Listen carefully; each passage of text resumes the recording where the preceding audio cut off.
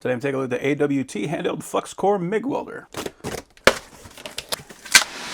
So we got our instructions, we got an extra nozzle, we got a couple extra tips, and they put an extra tension wheel on there, and that is a 0.9. We got our chipping hammer and wire brush. Looks like our grounding clamp is attached directly to the welder, and it does have a decent spring on it. We got our power cable, that is a nice long cable, and it looks like that's going to be good for a standard household outlet. Comes with a spool of wire. It says that is half a kilogram of 0.8 millimeter wire.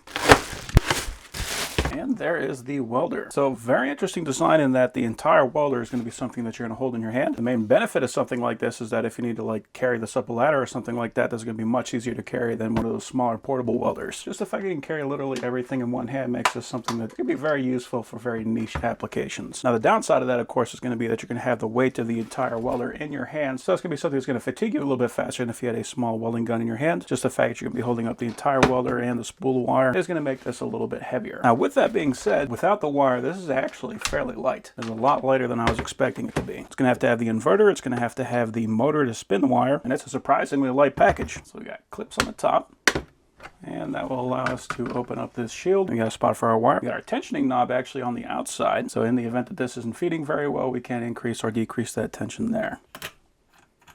So it looks like a fairly standard nozzle with a standard tip. And then we got all of our controls right here on the bottom. So we can adjust between 0.8 and 0.9 wires. So 0.8 is on the top. We got our volts on the top, amps on the bottom, and power switch. So the power switch has two positions. We got in and out. So I'm going to assume the in is on. Our tensioner is a fairly unique design. So you can grab this guy and you can pull that up so that it's going to allow you to feed the wire in. And then this is going to increase or decrease the tension on that spring. So the spool holder looks to be fairly standard. This is going to be feeding from the bottom, so we want to make sure that we have this going on clockwise. So for this, we typically want to have some needle nose pliers. I'm going to grab that wire and pop that out. I want to make sure that we're holding onto that wire because we don't want it to unspring. And we're going to cut off anything that's got a weird bend on it. And we can feed that wire in. And we can turn it on. And feed. Turn it off. So this is pulling out the wire holder. Not a big deal. But we are going to want to take the nozzle off because we don't want it to get bound up on that. And then feed. Okay, there we go. So we got the wire out right now. So now I'll drop the wire guide back on. And we'll put our cap back on. And our nozzle. And our tip. And that will hold the wire guide in place. Now if you want to, you can crank the tip on, or you can just put that on finger tight. It is really up to you.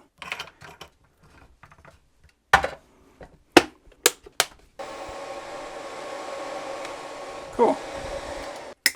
So that is ready to go. Alright, so right now we're on 0.9. We're going to change that to 0.8. And one thing I noticed about these dials is that there is no real display on here. So you can't really tell what amps, what volts you're setting it to. You just got to kind of, I guess, do it by feel. So we're going to start out with them both at halfway. I'm going to be welding some 1/8" steel. See how well that works. I also noticed a little bit crunched in here when I got my glove on. Maybe if you weld without gloves, or if you use goat skinny gloves, that'd be a little bit better.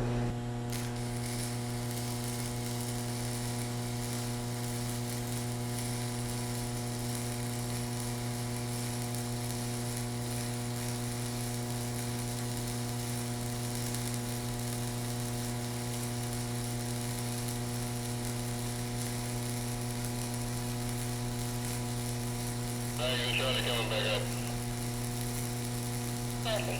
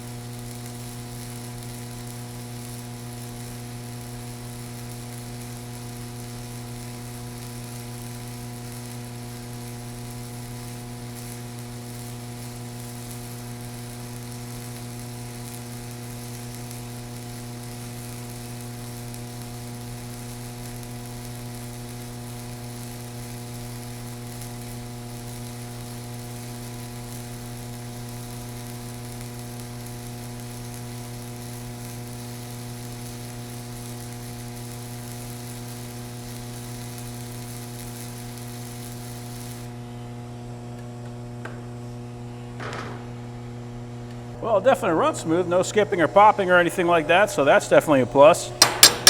And there is the weld.